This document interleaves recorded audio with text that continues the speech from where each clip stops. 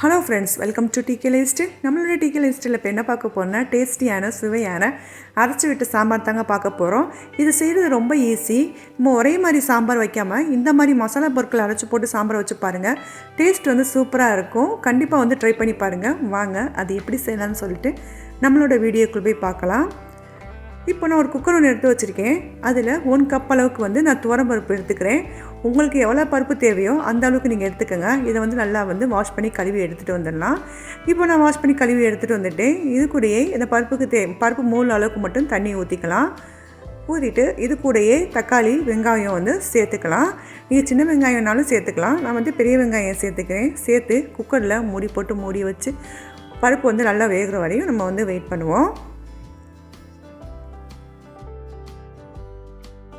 இது கூடயே நான் 1 டீஸ்பூன் மஞ்சள்தூள் மட்டும் சேர்த்துக்கிறேன். சேர்த்து மூடி அடுப்பை லோ ஃப்ளேமில் வச்சு ஒரு 3 விசில் வரையும் வெயிட் பண்ணுவோம். இது ஒரு பக்கமாக வேகட்டும். நம்மளோட சேனலில் முதல்ல பார்க்குறீங்கன்னா சப்ஸ்கிரைப் பண்ணிவிட்டு பாருங்கள்.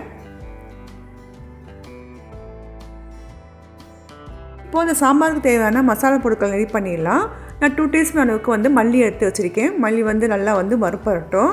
அடி பிடிச்சிடக்கூடாது. அடுப்பு லோ ஃப்ளேமில் இருக்கட்டும். இந்த மாதிரி நம்ம பொரித்து எடுத்துடலாம் ஃபஸ்ட்டு. அதுக்கப்புறம் இது கூடயே நான் 1 டீஸ்பூன் அளவுக்கு கடலைப்பருப்பு எடுத்து வச்சுருக்கேன். நீங்கள் இது கூடயே நீங்கள் 1/4 டீஸ்பூன் துவரம்பருப்பும் சேர்த்துக்கலாம். துவரம்பருப்பு சேர்த்து செய்யும்போது சாம்பார் ரொம்ப கெட்டியாகும். அதுக்காக இப்போ அது கூடயே நான் 1 டீஸ்பூன் மிளகு, 1/4 டீஸ்பூன் சீரகம், 1/4 டீஸ்பூன் வெந்தயம் சேர்த்து நல்லா முதல்ல நல்லா நம்ம பொன்னிறமாக நல்லா பொரித்து எடுத்துடலாம். அடுப்பை லோ ஃப்ளேம் வச்சு கடலைப்பருப்பு வேகத்துக்கு மட்டும்தான் கொஞ்சம் டைம் எடுக்கும். அதனால் கொஞ்சம் அடுப்பை லோ ஃப்ளேம் வச்சு நல்லா பொன்னிறமாக பொரித்து எடுத்துடலாம்.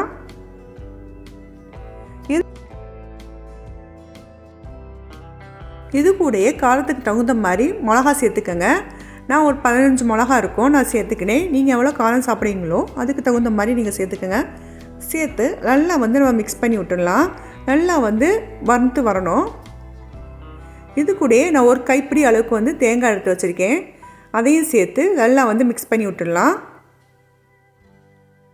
தேங்காயும் அந்த எல்லாமே சேர்ந்து நல்லா நல்லா வறுத்து வரட்டும். பாருங்கள், இந்த அளவுக்கு நல்லா வதங்கி வந்துடுச்சு. இப்போ அடுப்பை ஆஃப் பண்ணிடலாம். இது நல்லா ஆறட்டும்.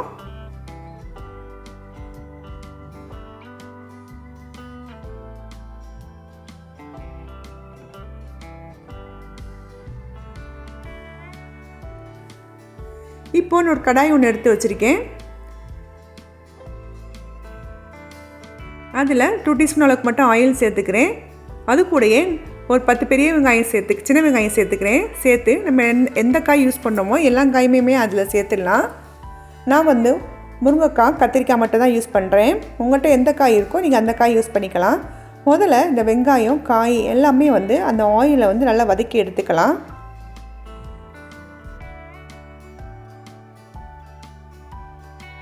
நல்லா வதங்கி வரட்டும்.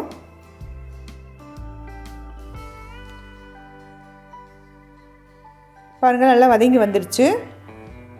இது கூடயே நான் இந்த காய் வேகிற அளவுக்கு மட்டும் தண்ணி ஊற்றிக்கிறேன். தண்ணி ஊற்றி நல்லா காயை வேக வச்சு எடுத்துடலாம். இப்போது பருப்பும் நல்லா வெந்து வந்துடுச்சு. இப்போ ஓப்பன் பண்ணி பார்க்கலாம். பாருங்கள், இந்த அளவுக்கு பருப்பு நல்லா கொலைய வெந்திருக்கணும். இதை முதல்ல நல்லா மிக்ஸ் பண்ணி விட்டுடலாம். நம்ம எடுத்து வச்சுக்கக்கூடிய காயுமே நல்லா வெந்துடுச்சு. அதையும் இதில் சேர்த்துடலாம். சேர்த்து நல்லா மிக்ஸ் பண்ணி விட்டுடலாம். கொதிக்க விட்டுடலாம்.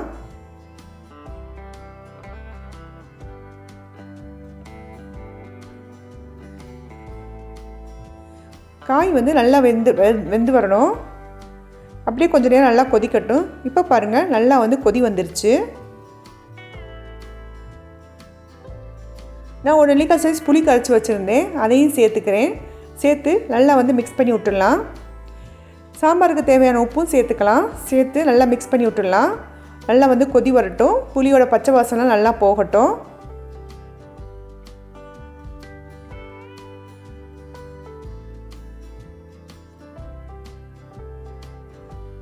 பாருங்கள், நல்லா கொதி வந்துருச்சு.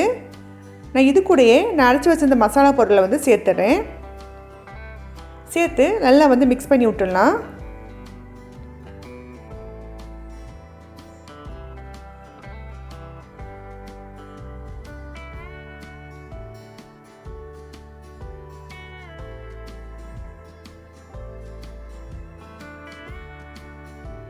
அதாவது மசாலா வந்து ரொம்பவும் தண்ணி ஊற்றி அரைக்காமல் ரொம்பவும் பேஸ்ட்டு அரைக்கக்கூடாது. இந்த மாதிரி 1-2 அரைச்சாதான் சாப்பாடு சாப்பிடும்போது டேஸ்ட் வந்து சூப்பராக இருக்கும். அதுக்காக இப்போ வந்து நல்லா வந்து கொதி வரட்டும்.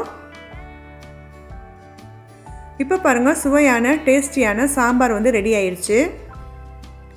இந்த இடத்துல நீங்கள் உப்பு காரம் வந்து செக் பண்ணிக்கோங்க. சாம்பார் எனக்கு கொஞ்சம் கெட்டியாக இருக்கிற மாதிரி இருந்துச்சு, அதனால நான் கொஞ்சம் தண்ணி சேர்த்துக்கிறேன்.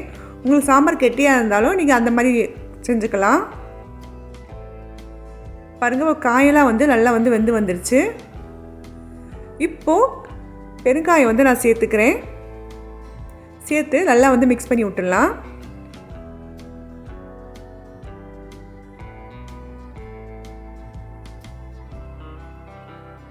சாம்பார் வந்து நல்லா கொதிச்சு வரட்டும்.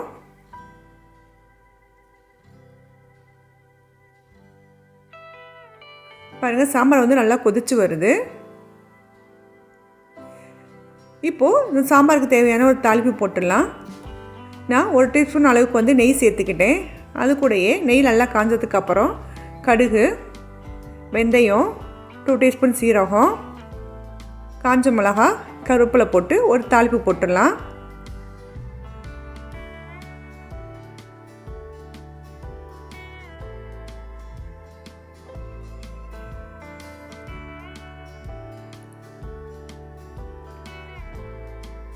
இப்போது நம்ம ரெடி பண்ணி வச்சுக்கக்கூடிய சாம்பாரில் வந்து சேர்த்துடலாம்.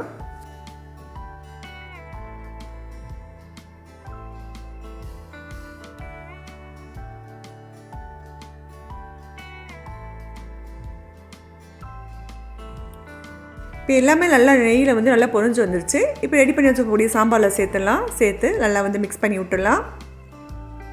பாருங்கள், சூப்பரான சுவையான அரைச்சி விட்ட சாம்பார் வந்து ரெடி ஆயிடுச்சு. இது வந்து சாப்பிட்றதுக்கு ரொம்ப டேஸ்ட்டாக இருக்கும். ஃபைனலாக வந்து நான் எடுத்து வச்சுக்கக்கூடிய கொத்தமல்லியை சேர்த்துக்கிறேன். சேர்த்து நல்லா வந்து மிக்ஸ் பண்ணி விட்டுடலாம். சூப்பரான சுவையான ஹோட்டல் ஸ்டைல் சாம்பார் வந்து ரெடி ஆயிடுச்சு.